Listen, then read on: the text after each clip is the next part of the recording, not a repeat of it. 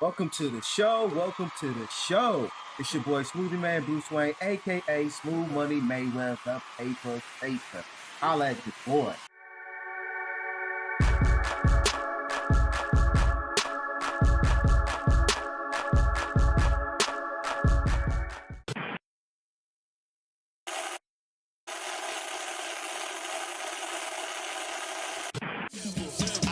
Take game over, eating everything, no leftovers. I pulled up with all my soldiers. Boss, that's one word is over. In my hood, they treat me like Hover. Pressure, I apply pressure. Pressure, I apply pressure. Pressure, I apply pressure. I'm out there, throw sign letting off. 100 car, I'm about to let it off. Listen, so today's show is brought to you by Welcome to the Show podcast.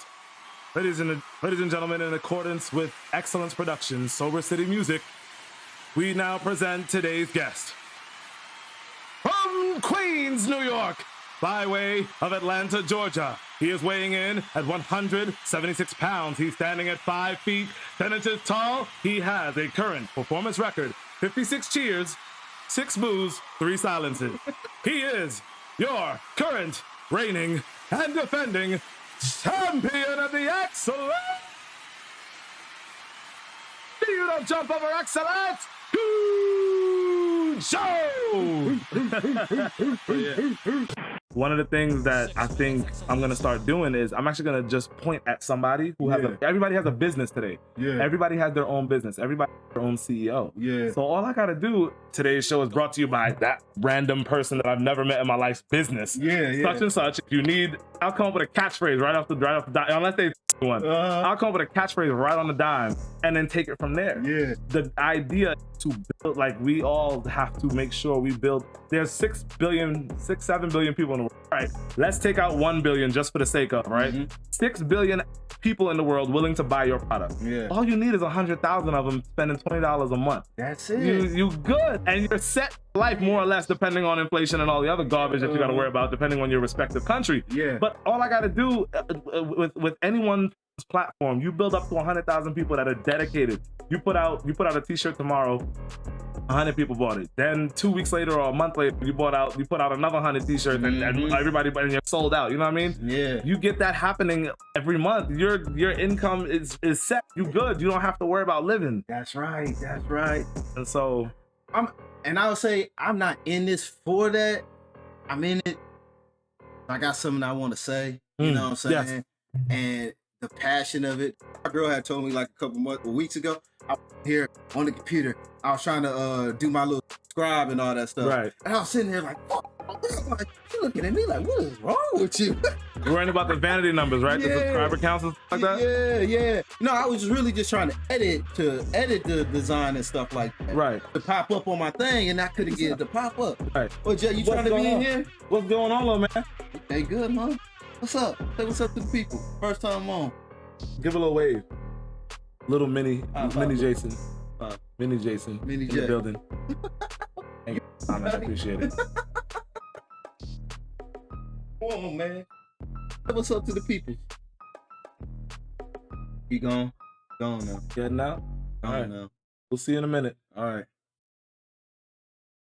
Go ahead. You know what to. Thinking about it? There it is. But I was saying I was trying to design the subscribe button. I was just sitting here frustrated. I was like, this ain't working. Looking at me like, you need to take a step back from this, right? That's exactly right. You like, don't just do this because you doing this for the passion and all that stuff. I was like, I like this stuff, you know. Right. I've been doing the designs and all that stuff since I've been in high school and stuff. Oh wow! I really got into this, like graphic designs and all that stuff. Right. When I was in high school and stuff. And then I end up linking up with people that rap and all that stuff, and that's how I get into music. I used to rap and stuff like that too. Right. And my rap name was Smuvie Man. Okay. That's where that rap name came from. Okay. It's more of a backstory, but that's another day. We'll talk about that. I got you. But you know what it is. It's an honor to kind of be on the show right now. I know the show focuses a lot about sports. I know even in your stories and stuff like that, you talk about sports. So I'm gonna end up treating you like the damn guest of the show. That's what it feels like a little I'm bit. so used to hosting, and I'm so used to being like the kind of the conversational leader in a lot of the conversations I'm in without even realizing it. And so, but for the most part, I don't even think we really discussed what we were gonna talk about that much. So that's probably why you'll catch me kind of starting to throw in the lead. You know, cool though, because it's like lesson. Okay, you know fair enough. Usually what you'll do is you'll just generate all of these questions and make all the specific topics you want to talk about. This is also something I should have did. I should have sent you like a batch of things that I wanted to talk about, but my schedule up to this point has been so ridiculously hectic I have not made time for it. I could probably, well, we're using the same phone that I would use, so never mind it. The same phone I would use to look through, like I've actually planned a lot of the interviews and a lot of them talk about, you know, how I started and stuff like that. So how I started obviously would be one of the things that get me going. I remember a Knicks game was on, and this was 2004. So we had Starbury was on. Okay. And we had Stephon Marbury, and then who else was on that? I can't remember. He's the only person I remember from that team that year. I don't know if you remember anybody else from that year. You said when? 2004, 5, maybe 3, 4. That's so far back. So far back.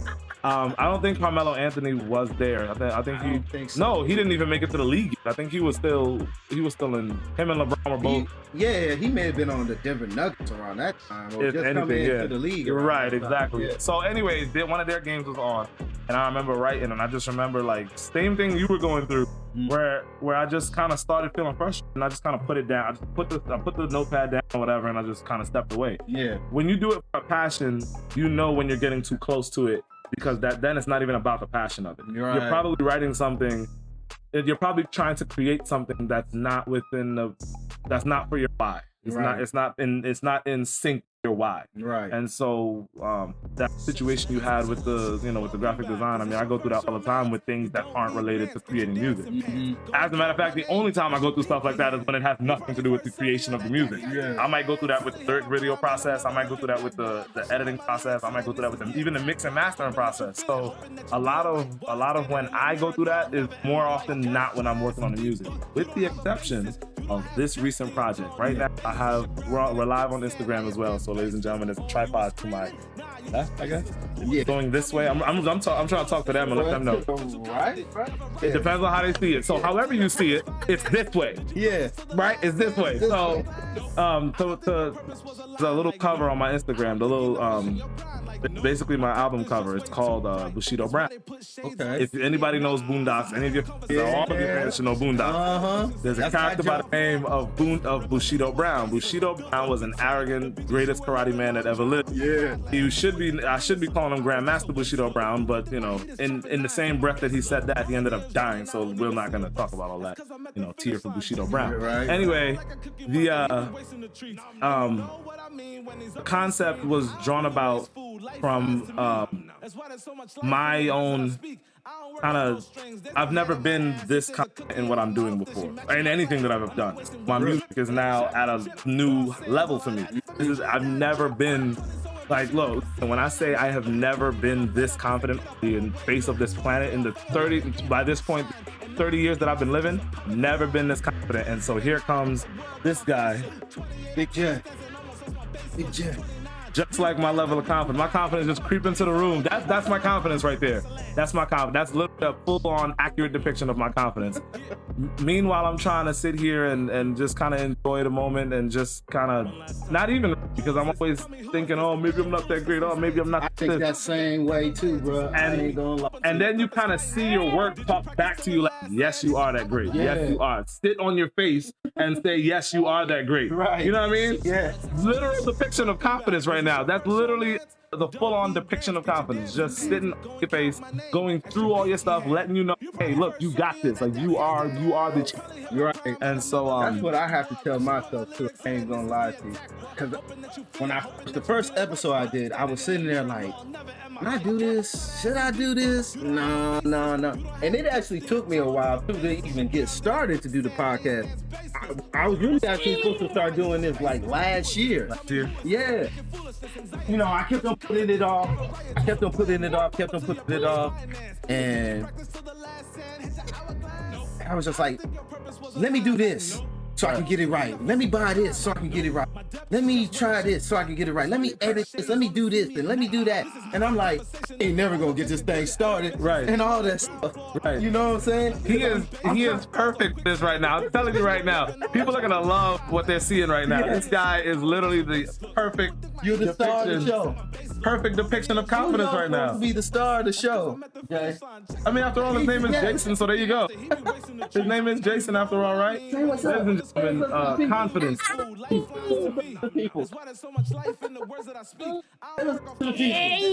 Hey, I like that. Hey.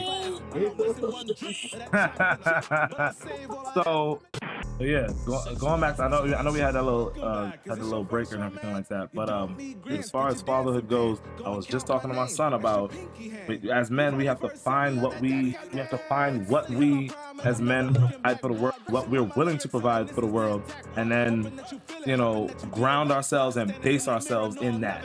And so it's so important. So like I said, whenever like we said earlier, whenever I'm focused on something other than music, I'm in shambles. The way it works is, as men, if we're not focused on what we know to be our purpose, what we know to be our why, when the shit hit the fan, none of us are ready to clean. Yeah, that's right. True. So when I see him coming here with all this life and all this energy, he has no idea how psychotic the world is. He has no idea what's going on in the world. It's gonna be. It should be years before that innocence has to be exposed to the world and everything like that. And and eventually it'll start to fade. But hopefully he can hang on to enough of it as he can. Yeah. Him being that way now proves that when you come in and you with him, you're not angry at him, you're not showing him disdain, you're not showing him anger. Like what I mean, he can't. If there is anger in your heart, he can't feel it. Yeah. You put a block between that anger that you might have in your heart. Let's say you went and had a crazy past or something like that.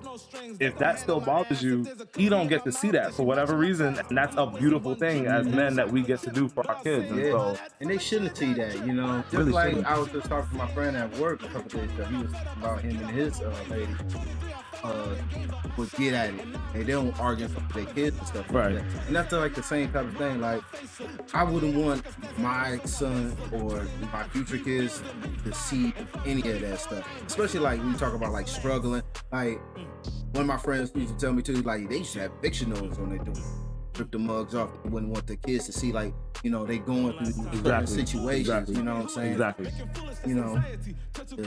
Life is crazy. Some kids can handle it better than others. I know with I know in the case of my kid, he clearly can handle what I'm, where I'm at, what I'm doing, and that's why I remind him every day, make sure you know who you are, because I promise you, if I was more confident as a man growing up, if I was more, our situation would be, I'm gonna say, better off.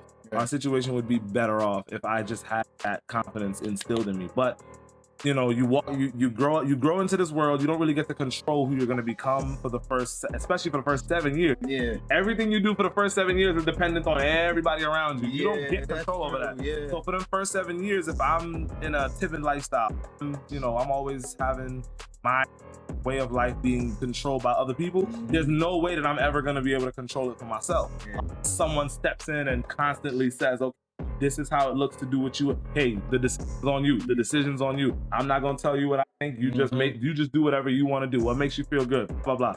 If I had something like that more so in my life, again, me and my kids' life today would be different, but it is what it is now. And I think regardless, especially in his case, because he sees me so balanced in my thought, at least, again, arrogance aside, if he sees me balanced in my thought, that's going to help him understand, okay, if this person's if this guy he's going through is so at peace with what's going on, okay, maybe I can be at peace with whatever I want to do as well. That's at least my hope. Hopefully that'll be his thought process. So. The kids though, I always try to think like a kid, like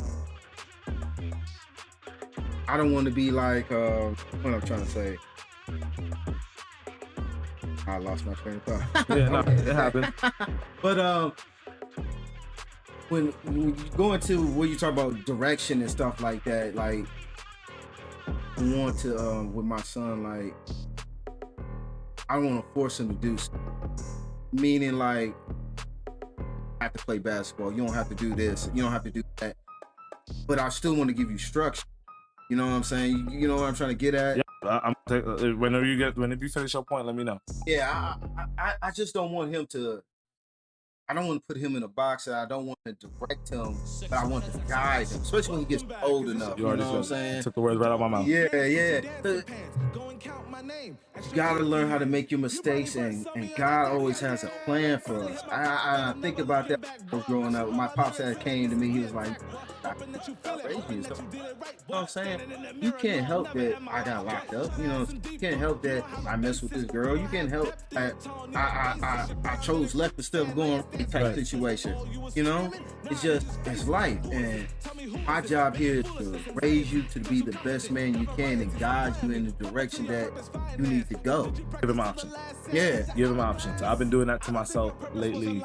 Now, and that might be specific to me, but I think guys, I think it's benefits and know what their options are, so that they decide for themselves. Now, obviously, there might be purpose in having too many options, but okay, start with what you like. Here are the options from based on what you like. Yeah. If it's still a lot of options, okay, well, what do you like the least? Yeah. Then work from there. Yeah. So with me, when I work on my music, there's a series of processes I have to go through. Let me just go to the writing process. How about that? I'll write, if you don't mind, I'm gonna pull up a couple tracks. So I have all those tracks. These are all pending tracks. They're on the shelf. Woo. These are pending. Hey, tracks this man got he on Gucci the like shelf. These are all on the shelf. Yo, and then, this man is like Gucci. If you see this, like he got catalog. Let me see. And then this is all album ideas. These are all albums, but albums are tough today as an artist because people don't know me yet. So if I drop an album, nobody's gonna really sit down and listen to an entire album. Yeah, it's better if you do some singles. That's where the red ones are supposed to be. Some of them are actually gonna get transferred into albums, but that's why it's called the shelf, because depending on what, from the shelf I get to decide. Okay, that right there, and those are actually singles that finished. Those ones in black. Oh, okay. These are all singles that finished. Not as much as the red, but the red is years and years of developing songs. Perfect. So I got this song, right? I'm gonna talk about the concept of dating a white girl. Okay. And how upset everybody's gonna be at me, especially my own podcast co-host. She's gonna be very upset. And the song is, if I date a white girl, y'all will probably get mad. Y'all would say I dropped my bag. Look, if I date a white girl, y'all would probably look at me like Hold Type was a lie though. The catch about that is you would have to know what the song Hold Type is. Hold Type is a song where I talked about my whole type. My favorite type of girl, light skin, nice hip, gap in a smile. We can park this conversation. And then flip it over, not just a dark skinned girl, but or a light skinned girl. I say or because some girls kind of lie in the middle. So that song clearly is a lie if you end up dating a white girl. And so as I write the song, I have options. Okay, do I take the song in this direction? Do I take the song in that direction? I think at one point the song talks about like if I don't date an Asian, is that Asian hate? And so like it's, you know what I mean? Yeah. And so that's what I like. Grab a little bit of pop culture, throw a little bit of me in there, and then kind of mix everything in together. And so as soon as the world can grasp onto what I'm trying to do, that's when I'm convinced people are gonna be like, yo, here's my money. Give me more music. Like, give me more things to talk. Give me more things to listen to. And so I like that. I like that. You are conscious rap. Yeah. Like you make people think about lyrics and stuff like that. And I like that.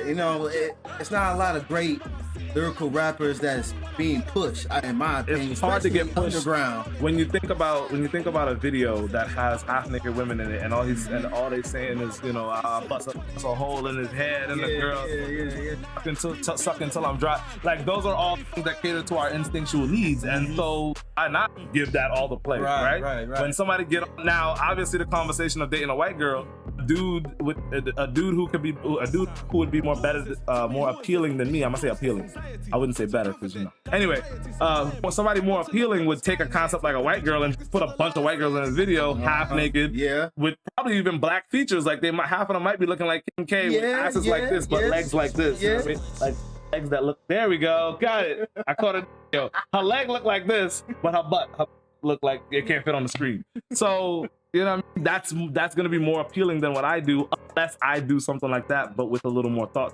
So it all depends. Because I don't have the budget, there's no way I'd be able to depict something like that on screen accurately anyway. I can only do. With that being said, would you go that route if you did have the budget? It would have to be the video would have. The song is fairly conscious, the song is fairly serious, but the video would have to be a parody. It would you would have to know that we're joking here. You'd have to know that I'm not trying to like appeal to that aspect, although again I have to play with that line because that's the only I'll be comfortable with it. One of my rules going forward when I start music videos is I ain't gonna have no twerking ladies in my video. Y'all gonna be dancing with quote unquote their class. And I don't care if that make me sound bigger, make me sound higher than holier than thou. I don't really care. I want women around me to have dignity for themselves. Leave that stuff behind closed doors because we're in a day and age where kids are looking at this stuff. So if I understand the whole, what's his name? Damn Lil Nas X situation. Oh, you gotta be pet. All right. But I'm gonna go ahead and take a little bit more of a responsible route with what I do. And I'm gonna take it from there. Look, if it means I get less views, well, that's a sacrifice for being more conscious with my music. But I like that you said that because I was literally sitting here thinking that like a couple of days ago where you just look at we're trapped in the Matrix. You know what I'm saying? For real, we trapped because you can't get out unless you do the things that make you almost want to kind of kill yourself. Yeah.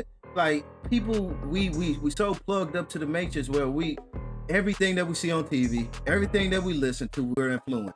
And that's why the younger generation, that's why even in our generation are doing the things that fun and stuff like that. Like just with the twerking and stuff. Like I'm not gonna say I blame them, but I'm going to say they definitely were influenced. Like women like Cardi B, China Black, Amber Rose, they glorified them. As a matter of fact, just the TV show that I think is airing, like talking about how a woman can make off of something. Don't tell. Matter of fact, you on Twitch? I'm not often enough, but you know about the hot tub thing. Yes, I do know about the tub bath. I am aware. So for those of you that I'm reins on this one, I'm gonna explain it for you. So lady, I cannot remember her name, but basically you can, like, the idea is apparently she was gorgeous enough and built up enough of a following that she bathed in a hot tub. Was it a hot tub or was it just a bath? I think it was a hot tub. It could have been a bath too. Her body sat in this water, right? Stank or whatever the case may be. She takes Tupperware, dips it in the water, covers it up, and sells it on the internet, and people bought it, and she made a killing off of it. So when you talk about when we get to talking about influence, if a girl decides she's gonna put up a certain type of picture or a certain type of video and it gets a certain type of attention, and let's say that certain type of video caters to that base need for sex, you come out with, then she turns around and she's in a video with someone who caters to that base conscious. Think of anybody you can think of, and then she's in a video with me and she watches the views go from 5 million to 2 million or 5 million to 100,000. I'm not working with him again. Never. You know what I mean? I'm never getting to play ever again. You know what I mean? It's and so views, man. It's about the views, about the likes and all that stuff. It's supposed to equal money, but it's vanity at the end of the day. Especially if you want to sit there and try to become universal. This is where I don't know if we caught it on the podcast, but I mentioned the 100,000 people. It's 6 people in the world. You are not gonna cater to everybody. There's no way you're gonna cater to all 6 billion of them. First of all, you might not even have access to all 6 billion. So let's go ahead and say there's 10 million that you have full access to based on whatever you do.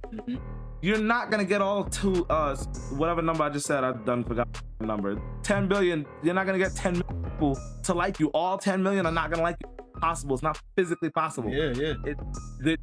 This person who's loving God is not gonna mess with the person who's at the stripper until the door closes. But that's a story for the day. He's not gonna do it out in the open. That's for sure. The person that twerks all the time ain't about to go talk to a dude like me, or ain't about to mess with no dude like me. At least not all 10 million of them. You know what I mean? So, you know, if I was able to get 5 million, well, that's 5 million. The other 5 million is like, nah, I don't mess with all that lyrical miracle wordplay, extra. I don't mess with all that. Right. You can give me some take it back, and I'm bruh. But all that balling in the streets, we want that. We money thrown, like, you know what I'm saying? We want to talk about that trap life, all that. And you know what? Some people are stuck in that life to the point where they can't get out. And so I respect that. At the end of the day, I respect that. I'm always about, okay, unfortunately, I'm an optimist. So I say fortunately, but I'm an optimist, so I'm always looking for the way out. I'm always looking for, okay, I'm in this situation now. What steps do I have to take to get out of the situation? Some people are either not optimistic enough, or they just can't get out of their situation. They just that's true. aren't able to do it. So. That's true. Call that the trap. Call that the trap.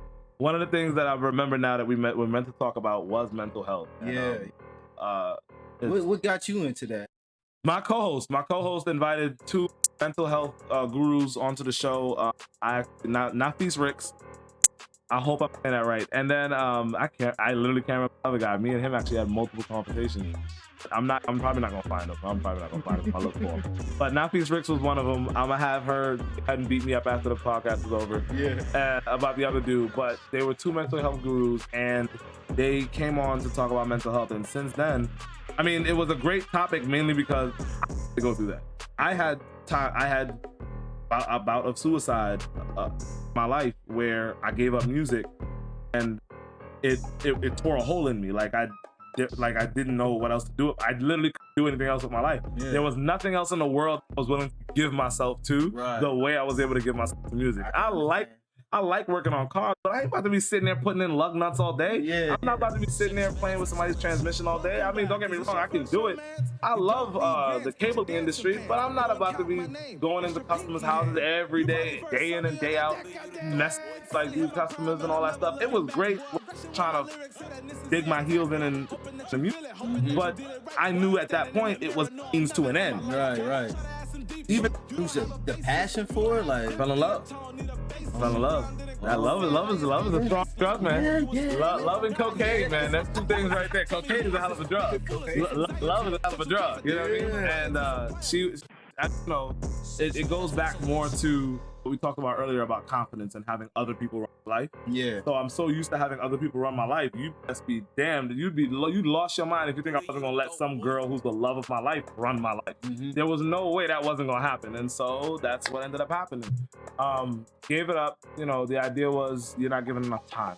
So, hey, no, I can give more time. I promise I can give you more time. I promise I can do that. I put the back burner. Here's my microphone. Let me sell it. Or, no, not even. Let me give it away. Here's my equipment. Let me delete the program. Here's my catalog. Let me hand it off to a bunch of my friends before I delete my program. So you know, losing the masters to some of the songs that I made, losing the just that had to only when I came back. Because it took 1 year from the time that I gave it up, because we were already dating for a year. We go maybe 6 months after that 1 year, and it took them final 6 months and 1 more year from them final 6 months. So them that middle 6 months. Say 2012. Last 6 months of 2013 is when it started to really hit. Because what happens is, okay, if I'm gonna make this sacrifice for this woman or for this love, here are the things that I'm gonna need in return. Oops, I didn't say that out loud. Oops, I didn't have enough confidence to say that's what I need. So now I'm not getting it. And the tornado turmoil started to hit the relationship, and it went into shambles. I'm watching myself change my personality. I'm watching her change her personality. I mean, from my perspective anyway. She might be the same person, but I can't tell because you're spinning out of control. I'm spinning out of control, and in my head, I'm losing all I am.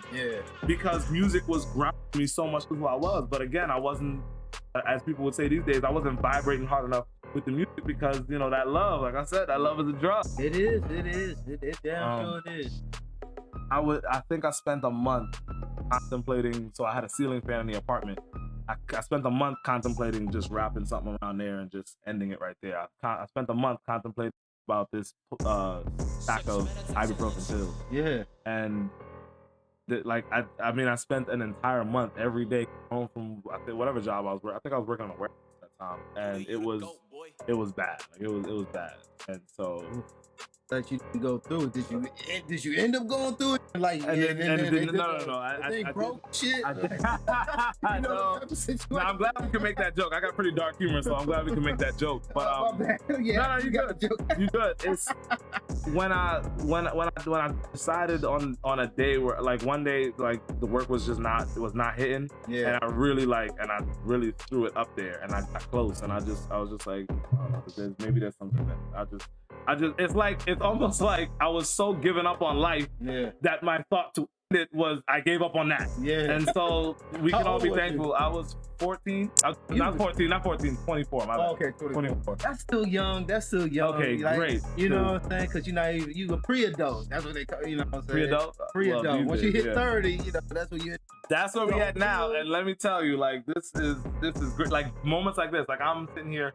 So for example, I went from just going to work, come home, go to work, come home. I mean, I'm happy at work because I'm around people. I'm extroverted, so I like being around people. Yeah. I'm going to work, coming home, and especially when I get home, I'm a zombie. I'm not myself. I have nothing to look other than maybe nothing to give. pro wrestling character through. Like I went back and watched all the WWE stuff, 1996 and on. Yeah. So that kind of helped me get through it. Right before he became Stone Cold, that's the year I was. If you remember the name, that's a vibe. Oh, I know it. I got it on the tip of my tongue. Stunning Steve. Oh wow! He went further back than I was thinking. So he was Stunning Steve Austin. That was WCW. Stunning Steve Austin, and then he turned into the Ringmaster when he got to WWE, and then he became Stone Cold. Oh yeah. I didn't know about the Ringmaster one. I knew about Stunning Steve. I think he was. I think they just did a quick rebrand of him from Master, so it's not like he was Ringmaster for too long. Yeah. Ringmaster. He was Steve Austin, if not just Steve Austin. Then he transitioned from that over to who we knew as Stone Cold. Once he got to that Royal Rumble and said, you talk about your Psalms, you talk about your John 3:16. Yeah. Austin 3:16 says, I just whipped your ass. That's when everybody knew that's when he became Stone Cold Steve Austin. That's my boy. Austin 3:16 shirts start coming out. His whole career started taking off. He puts an S in front of Hitman, and that's how he feels about Bret the Hitman Hart. Like he was explosive. He really was. His whole career was explosive at that point.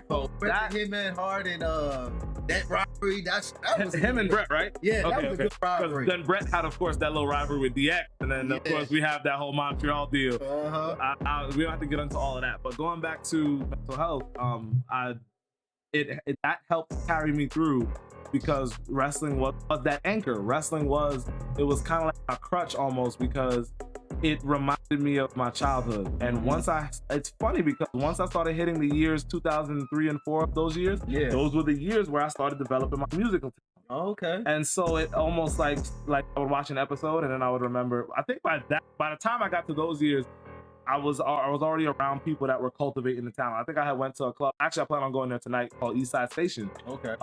It's out there in Snellville, and I walked up to this dude randomly. I told him that I used to do music, but I stopped. Why you stop, bro? Yeah, you should keep going. What you stop for? And I'm like, I mean, I want to say love, and I want to explain to you the long version, but I'm like, we're at the club. I'm not about to explain the long version. Right. So my only answer is, I don't know. Meet my best friend. Shout out to him. He's a videographer, Alan the Cam. I see you, bro. He was him along with another guy by the name of Cedric. They all like in their own like spaces started shifting me in that direction. Started slowly pushing me in that direction. And eventually I walked into work one day. I was working cabling at this time, DirecTV. Okay. I walk into work. Warehouse manager, he got his own podcast right now, and he ends up doing like a little freestyle thing. Sure enough, I think the night before I watched Straight Outta Compton.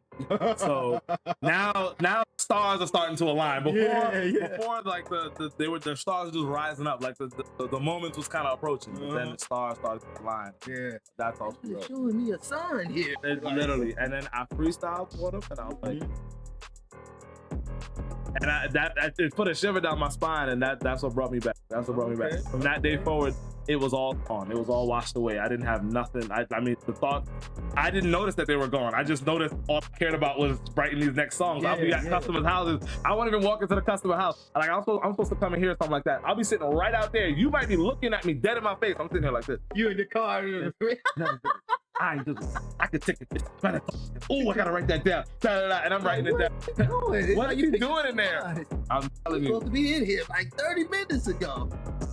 That actually happened once. Hey, they said you were supposed to be here at 8 o'clock. It's 8:10 or some shit like that. And so I had some paperwork to fill out. Yeah. And so as far as that goes, it's one of those things.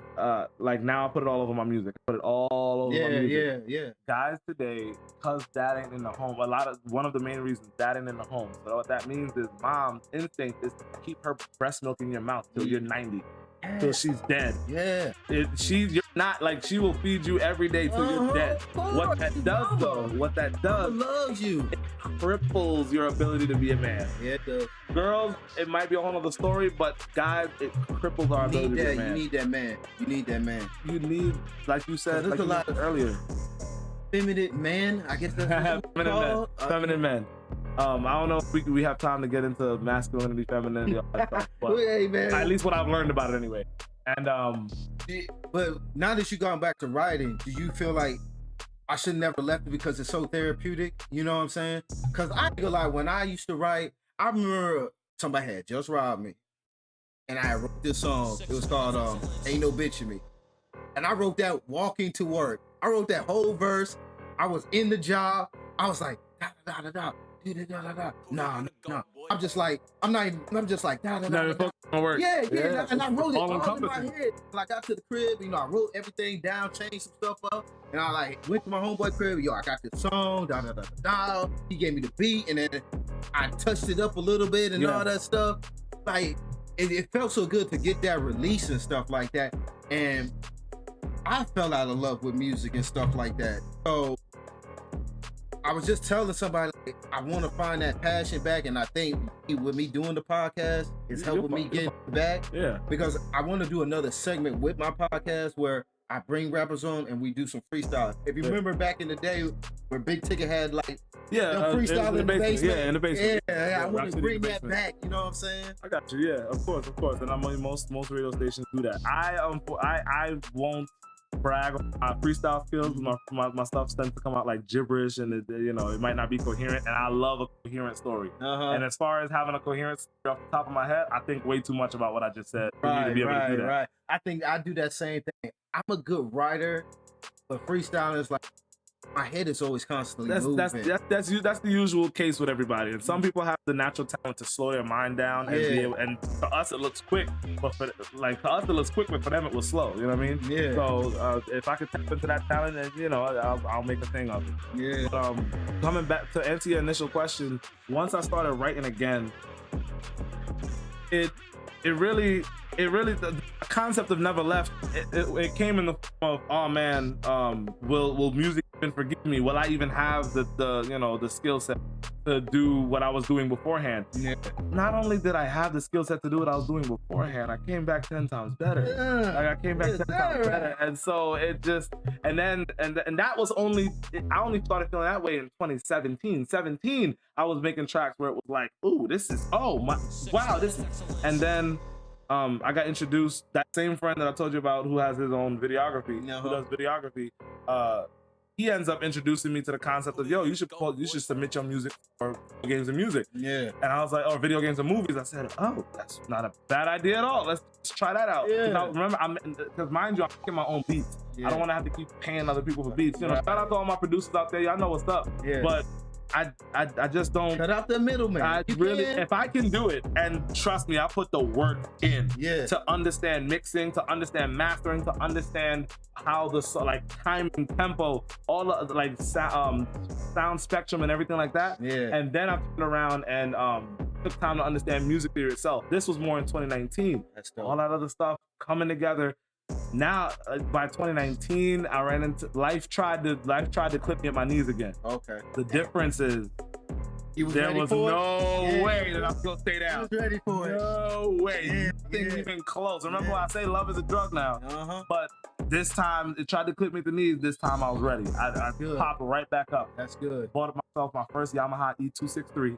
Bought that piano. Bought that keyboard. I actually I could promise you, it's unless the person gave it away, it's located in Arizona right now. Oh wow. And so the keyboard is what introduced me to the music theory, the practicing, and then took those talents and made something called the 15 is the theme. Hashtag 15 is the theme. For 15 years I've been writing music and Sango don't know my name, Jay-Z don't know my name, the populars, the big people don't know my name.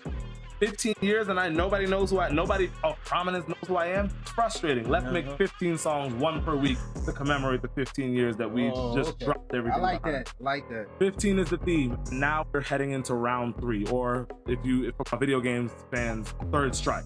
15 is the theme, third strike. If you remember Street Fighter 3. That's what I was what I was thinking. Street Fighter 3, third strike. I was just about to say round 3, fight. Right, exactly.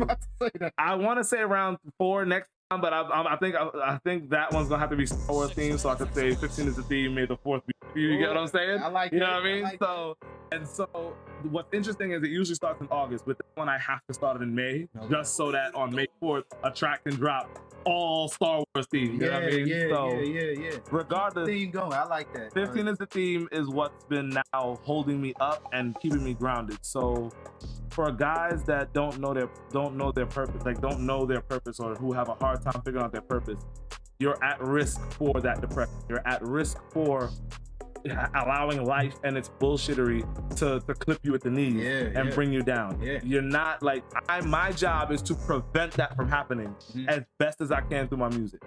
Whether I'm successful or not, whether it reaches y'all or not, look, I put it out there. It's out there and it's waiting on you.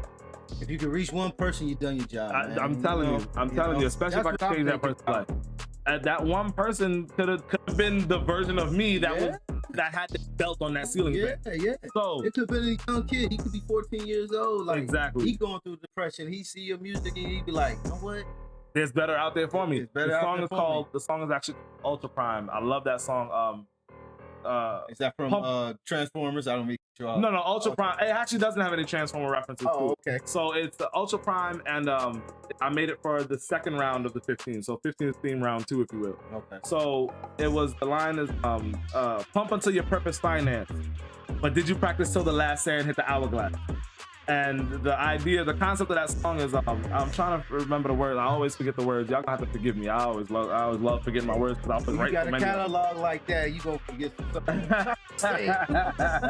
And so to try to keep things going while I'm looking for this right now, the concept behind the song was, if you focus as a man, it's dedicated to guys, so I don't know how many guys are gonna really take away from it.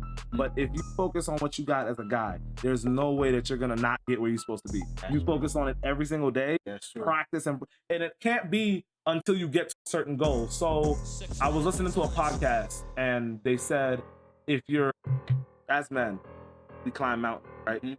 Think of life as climbing a mountain. And at the top of this mountain is this amazing leaf. Yes. Don't climb for the leaf. Climb for the sake of climbing. You can use the leaf to get you there, because what happens when you get there and the leaf's not there? Now you feel like you climbed. Now you want to shit on everybody that climbed with you. Because remember, while you're climbing, keep in mind, this is life now. We're not talking about some utopia where everything is fair. You got one who has no legs. You got one dude who has no arms. You got another dude who's climbing with a whole jetpack. Oh, he's already made it. Yeah, oh, wow. Is it up there? He don't want to listen to me because it's jetpack. Yeah, it's too loud. I think he's up there already. Oh, it blew up! Oh, he's dead! You see what I'm saying? Life ain't fair. Life don't give a damn. Life don't give a shit about you. And so when you have to climb for the sake of, once you find the climb you want to make, you're climbing till you die. You're not climbing anymore until, like, you're not climbing till you make $1 million. You'll make $1 million on Tuesday and blow it by Wednesday. You get what I'm saying? I get what you're saying. The idea behind this song, if I can find it. Here we go, got it. All right, cool. So you're climbing and you keep on climbing until you're dead. Like, I'm gonna be on my deathbed. I'm not gonna stop making music. I'm not gonna stop. All right, fine. I might stop rapping at a certain age just because maybe I'm just. If anything, I'm still probably ghostwriting for other artists that think like me. Right. But still doing beats. That's definitely going to be creating music because I'm getting ready to get a guitar. Okay. I already have a keyboard. I understand music theory. There's nothing. I was just with a guitarist yesterday. There's nothing stopping me from expanding my musical talent. Yeah. My dream is to be able to play the saxophone. You get what I'm saying? Okay.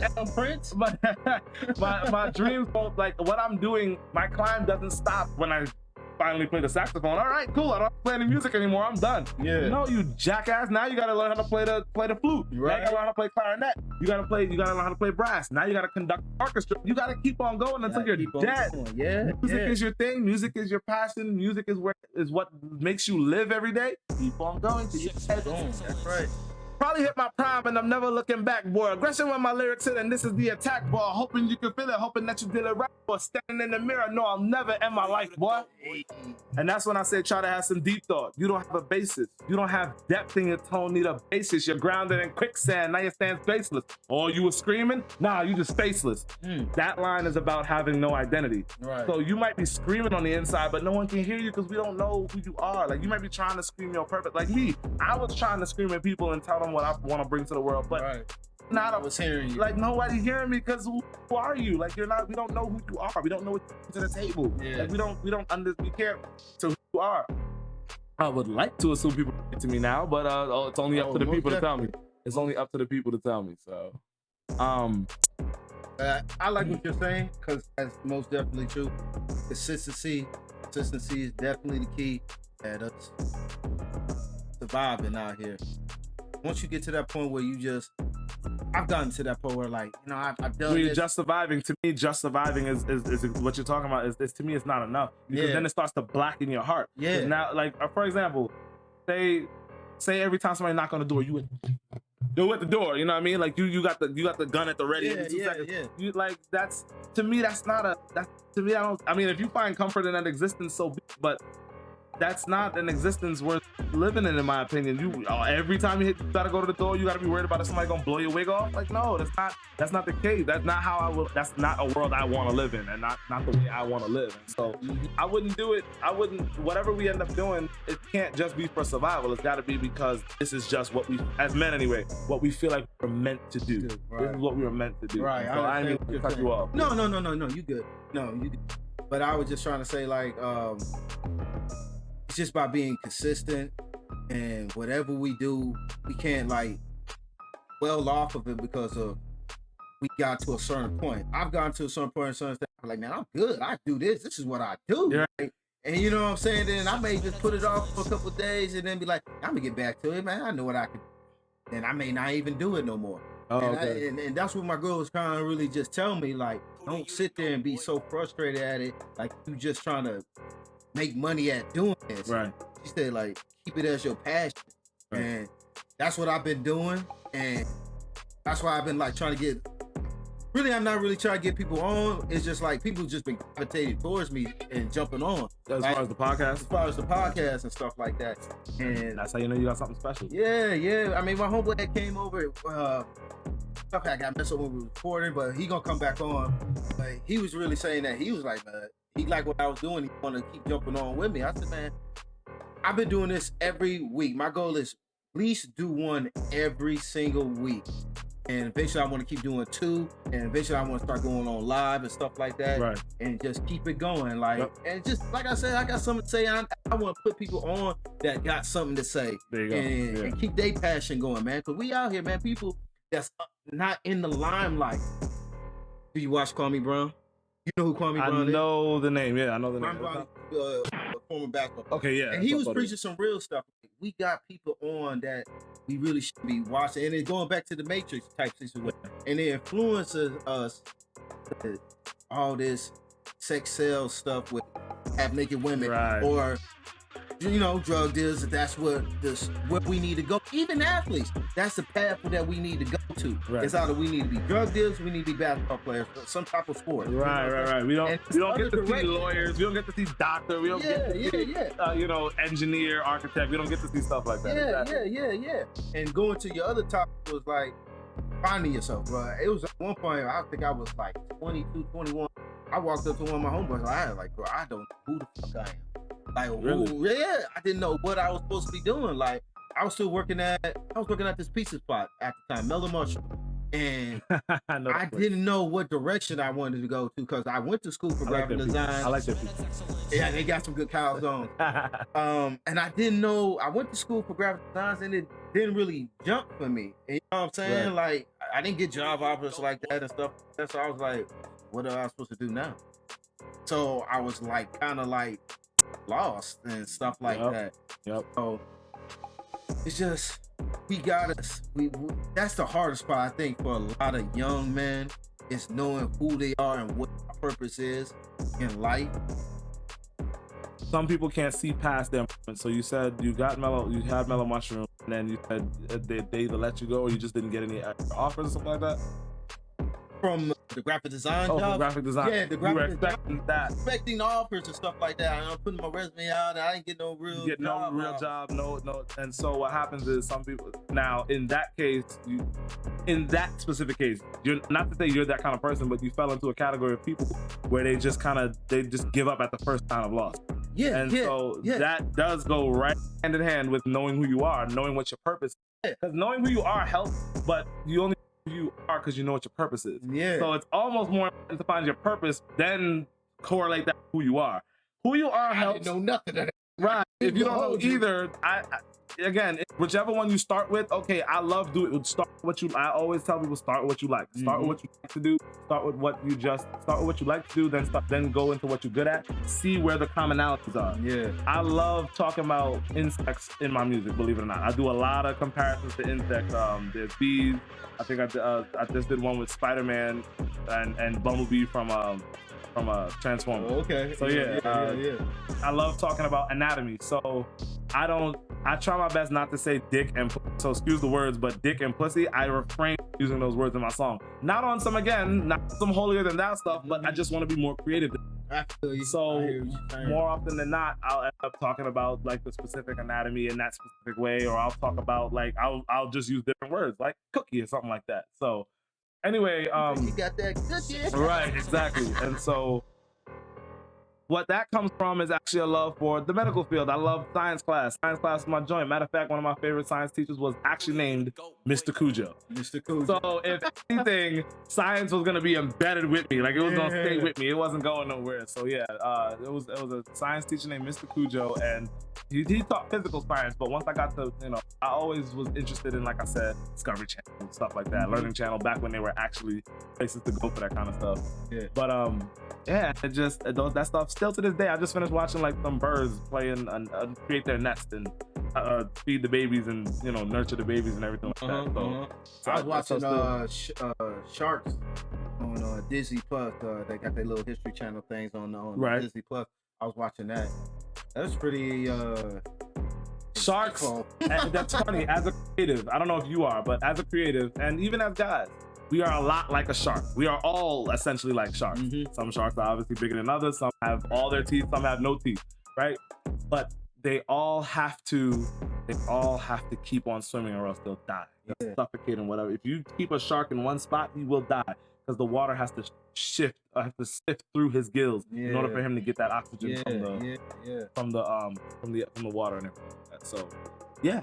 That's where a lot of people in this world are today. Then they haven't found their quote unquote struggle. This is why generations of the past got it right. Maybe even Amish people got it right, because they're constantly having to rebuild the house. They're constantly having to they're always having work to do. There's always something to be done. Today we got everything. A lot of what we have comes pretty easy to us. You know what I mean? And that instant gratification could actually backfire when you don't really know, when you don't have to struggle for anything. You kind of standing still like the shark. You losing your mind. You're suffocating. You feel like, so you're saying you feel like kids wouldn't know the struggle You know what I'm saying? Exactly. If they haven't found themselves, right? They don't know the struggle of working hard, especially if they grew up in a house where they didn't have to work hard. That can predate time itself. Some kids just grow up spoiled, but these days there's a higher propensity of it because not only is pops not in the crib, but mom's at work all the time. Right. Mom's at work all the time, and then he's sitting there in front of his phone, especially if he's the right age. He's just in front of his phone the whole time, just scrolling. He might want to become a YouTuber. Then he does things for the likes, and now the cycle continues. Yeah. And so you know what I mean. And so you think,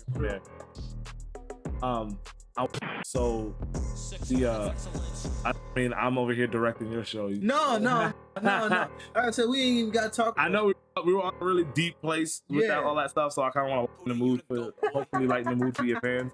No. Like I said, we ain't even got to talk about sports. I'm gonna ask you a previous question. Place, I think around the time Father's Day is coming up, I think this is the perfect time for us to talk about like all the stuff, and especially matter of fact, we could talk about sports because there's actually a tennis player that actually came out. I forgot her name. I think it's Naomi or something. Naomi's Osaka. Yeah. She's dating Corday. Yeah, she came out that she didn't want to go to the French Open the French Open, but she was dealing with mental health and stuff like that. She felt like some of the questions reporters were asking was too much for her, like that. I really didn't get depth in it, but it's amazing even at the higher standard of an athlete like that can get depressed. High caliber athletes can get it just like the rest of us can. Like the rest of us normies, if you will, normal people. But and so when I heard that news, I usually try my best not to dive too deep in it because depending on what it is, if it's not in line with where I'm headed, I'm not gonna dive too deep into the story. But I mean, obviously you got your Robin Williams of the world, you got your different I don't know if it's Linkin Park, the lead singer Linkin Park that actually committing suicide. But I could be butchering that whole situation, but you look at the long laundry list of celebrities that kill themselves. Yeah. And it's like, Juice WRLD is one of the biggest examples. So he had depression and the drugs were literally helping him get through, or at least helping numb whatever pain he was going through. And it's to the point where no matter where on the spectrum you stand as far as financials or just caliber of talent, you're gonna experience that stuff. I stand to experience that stuff at some point here in my future. It's just how am I gonna handle it? As far as the questions they were asking, I don't know if did you get the chance to see what questions they were asking her? No, because she really didn't. She didn't go to the open. Okay. I could see if they were. She was saying she didn't think she was going to go while she was doing this interview, and then it just came out yo, she's not going.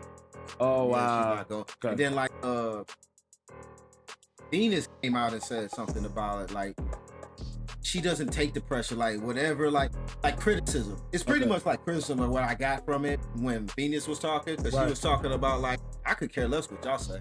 I know what I do. Right. You know what I'm saying? And I kind of wish I had that too a little bit. It's funny because I'm confident in what I do, but then it's just when I jump on the podcast, it's just I want it perfect. So it's kind of you judging me, and I'm I don't really want you to judge because I take my art seriously, right? Type situation, and it's just the nature of the beast. It just comes with it, you know. And as an artist, like me, I have to put out a song a week. If I get only on the song, I have to assume that song was trash. That song might be one of the best songs I've ever made. It's just the right people haven't seen it. Yeah. Let's say that song only made it to 4 people's pages, and all 4 people only care about music that sounds nothing like what I made. Right. Then that doesn't necessarily mean that song is trash. It just means it didn't reach the right people.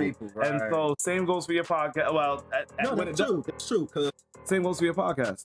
I did a view with somebody else. I did a view by myself, and I did it with somebody else. In between that, I think the last one I did, I think we got 30 some views. Then the other one, 7. Then the one before that was 15, 16. Then the one before that was 25.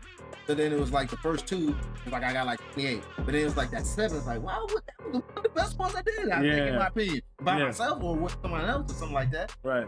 And it's just like you said, it just didn't reach you. You know what I'm saying? And I think through time it will reach you. You know what I'm saying? And that's what I was telling myself a couple of days ago. Even though it didn't get that many this time, through time it will get you. You know what I'm saying? You can always go back and listen, or you may catch the message.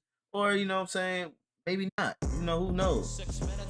I'm just gonna keep going until my message reach somebody. Exactly. You feel that? Exactly. Going back to the sports talk, have you had on this podcast the LeBron versus Jordan conversation? Because I feel like we should probably end that now. I've had it by myself where me personally, he's not my GOAT. He's not on my Rushmore of basketball players. Yeah, on basketball. I forgot Mount Rushmores. I've been really like, it's so overwhelming because every community has their Mount Rushmore, and I'm just like, ugh. Anyway, yeah, I mean, LeBron has spent enough time to stop comparing him to Jordan. It's over. Like we're done here. Greatest of all time. Like it doesn't. Like we're good. Like we don't. Do you feel like he's the greatest of all time?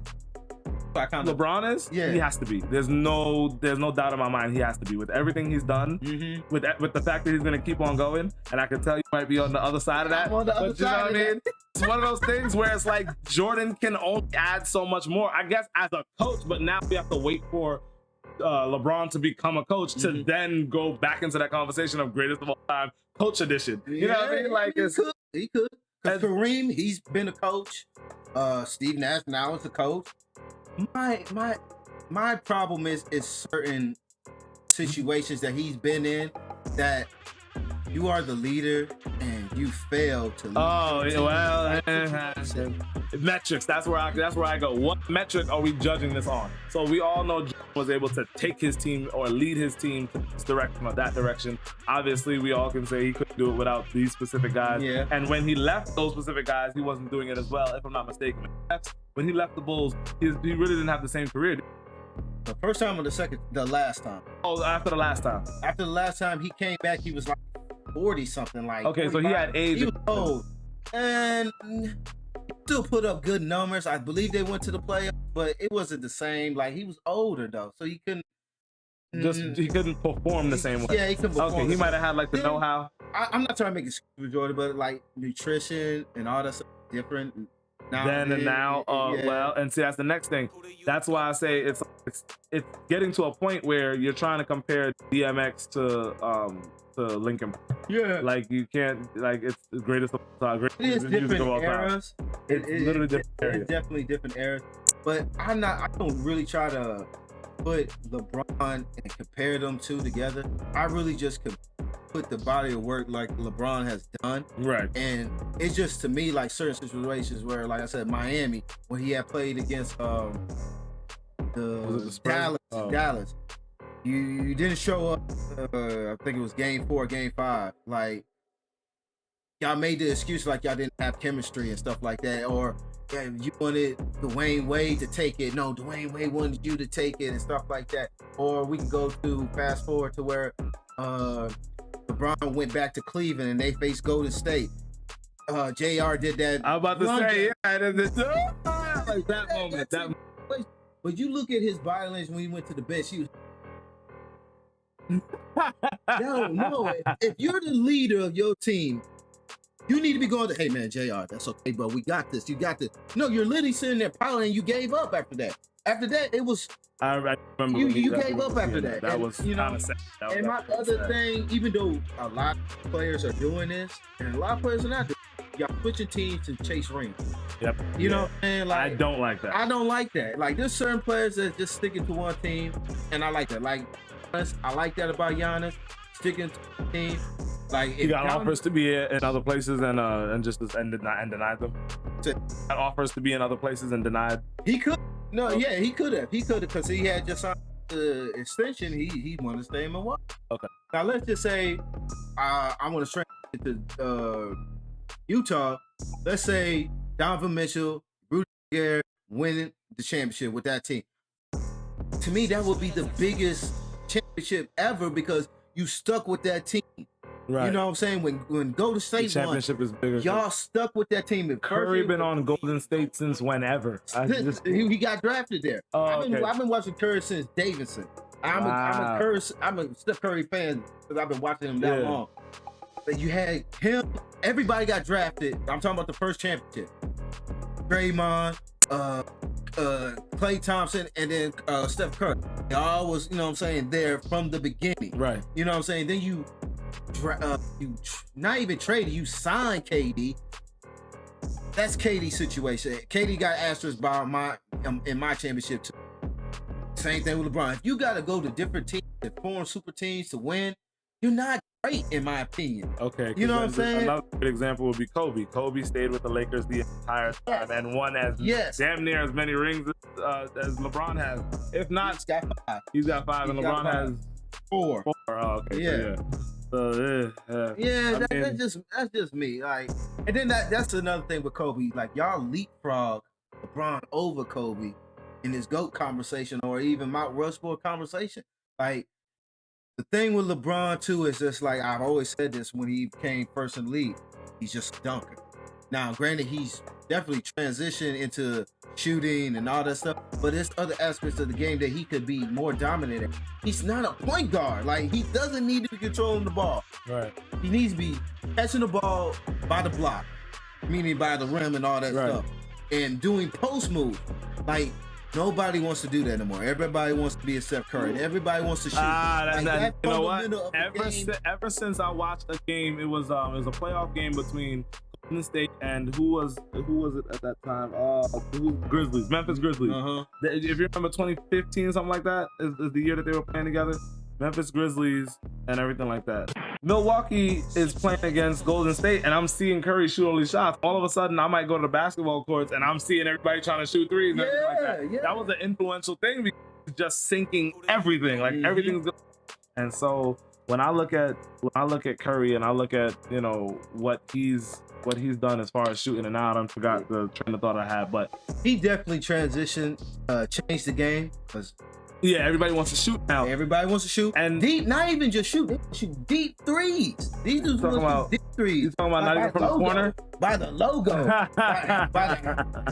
by the half court line. Like, that's what they shoot. You know what? I wouldn't be surprised. I wouldn't be surprised if there's actual money behind that. If there's actual, like, literal money, like, oh, look, if you can do what Curry does and shoot behind the half court line. Yeah. Like, take a half court violation, but then shoot it at the same time. Like, do a fadeaway from the half court. I mean, it could be.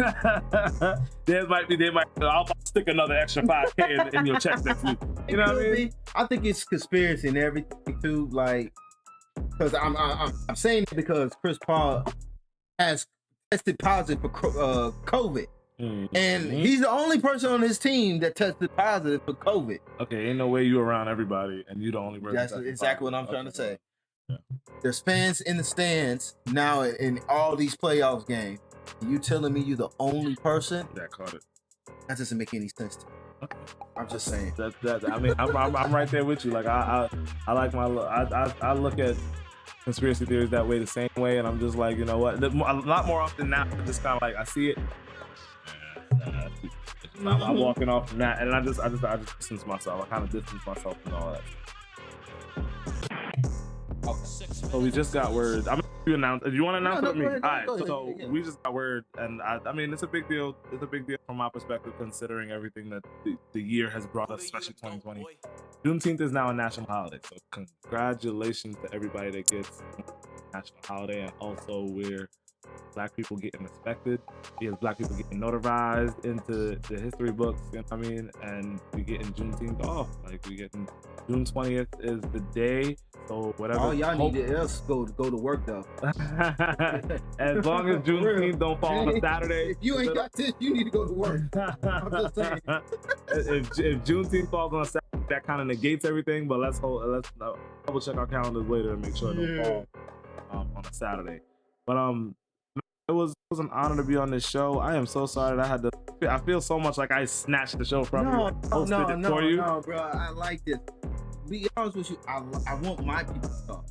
Yeah. I'm always gonna do my thing on my solo, but I'm a talker. You don't gotta worry about me. You don't gotta worry about me not talking. There ain't no way. I don't know. Somebody must have ripped my lips off. All right, so by request of your host, ladies and gentlemen, I'm about to run one more time. And now this is an introduction. They don't usually do outros. Actually, I guess they do. They win. All right, so. Yeah, and like you All right, yeah. So basically, I love doing an intro in my music before I get started. You know, ladies and gentlemen, boys and girls, shows, ages, all that stuff. All right. So in this case, it's already over, right? Everything's gone. Ladies and gentlemen, we now have the results. Tonight's show, tonight's broadcast, brought to you by Smuvie Maine. Welcome to the show, podcast, ladies and gentlemen. Tonight's judge, Smuvie Maine himself, Cudjoe The Excellence. At your judge's seat. Amazing topics. Judge Smuvie Maine ranks 32-31, right?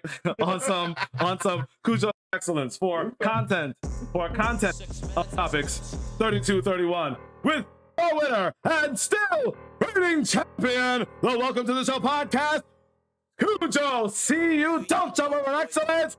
Cudjoe The Excellence. And that's that. So. Yo, y'all can catch us on all platforms. You know what I'm saying? Spotify, YouTube. You know what I'm saying? IG. We out here, man. Make sure you look, subscribe, submit, hit that bell notification. Ding, ding, ding, all that. I'll at your boy. That's what's up.